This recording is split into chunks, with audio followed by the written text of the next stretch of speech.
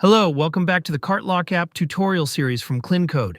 Today, I'll show you how to lock your store from purchasing while still allowing it to be browsable using the Cart Lock app. First, open the Cart Lock app and click on the Add a New Rule button.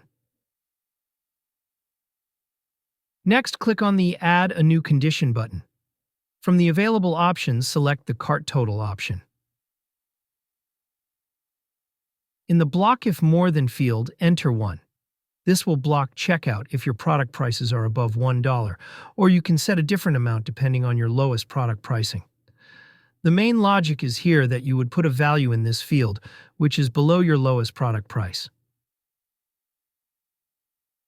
If you want to disable checkout for certain items, you could add the products condition.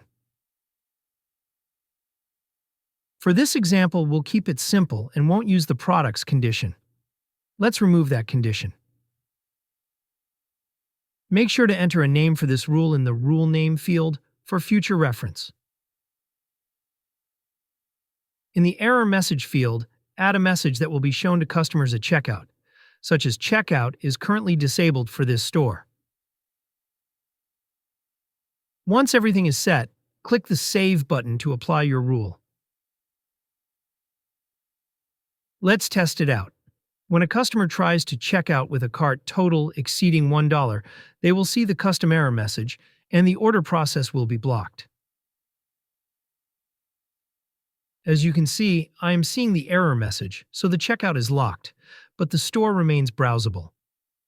That's how you can lock your store from purchasing while keeping it browsable using the Cart Lock app. If you have any questions or need assistance, feel free to contact us via live chat or our contact page, where you'll find WhatsApp and Facebook details. Thanks for using the Cart Lock app.